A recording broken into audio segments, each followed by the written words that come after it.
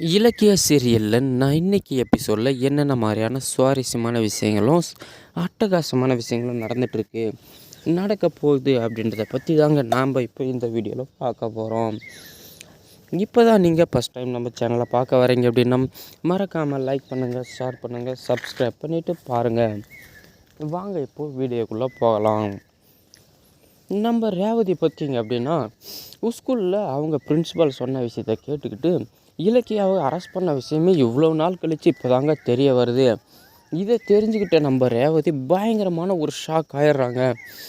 என்னடா இது, மயக்க மருந்தை கலந்தது நான் தானே, எதுக்காக இலக்கியாவை கைது பண்ணி ஜெயிலில் போட்டிருக்காங்க, இது ரொம்ப தப்பு, என்னால் இலக்கிய ஜெயிலுக்கு போகிறத நான் விரும்ப மாட்டேன், இந்த உண்மையை நான் சொல்லி இலக்கியாவை நான் காப்பாற்ற தான் போகிறேன் அப்படின்னு சொல்லிவிட்டு நம்ம ரேவதி அத்தை பார்த்திங்கன்னா கிளம்பி வேகமாக போலீஸ் ஸ்டேஷனுக்கு கிளம்பி போகிறாங்க.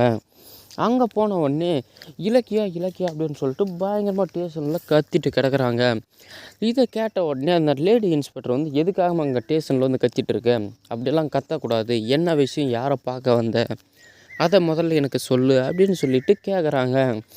கேட்ட உடனே இலக்கியம் எங்கே மேடம், இலக்கியம் எந்த தப்புமே பண்ண கிடையாது, அவளை எதுக்காக அரெஸ்ட் பண்ணி உள்ளே போட்டீங்க அப்படின்னு சொல்லிட்டு கேட்கும்பொழுது நீ யாருமா முதல்ல அப்படின்னு சொல்லிட்டு கேட்குறாங்க.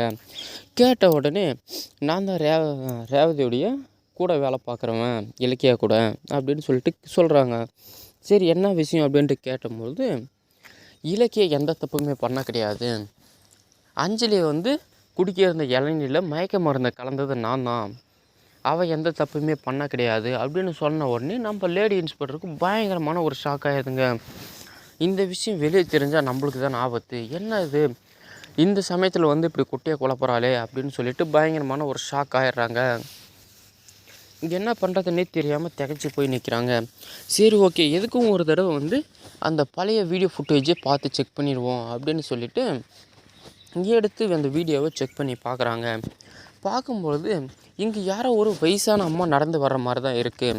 இந்த பவுட்ரு கலந்ததும் இலக்கியாவாக இருக்க சான்ஸே கிடையாது, எப்படியோ இவளாக தான் இருக்கும் அப்படின்னு சொல்லிட்டு கன்ஃபார்ம் பண்ணிடுறாங்க.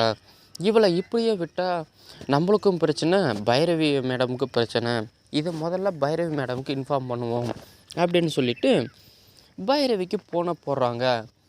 ஃபோனை போட்டு இருமா ஒரு நிமிஷம் நான் அவங்ககிட்ட பேசுகிறேன் அப்படின்னு சொல்லிட்டு வெளியே போன லேடி இன்ஸ்பெக்டர் பார்த்திங்கன்னா இவக்கிட்ட பேசாமல் நேராக எல்லா விஷயத்தையும் பைரவிக்கிட்ட ஒப்பிச்சிடுறாங்க.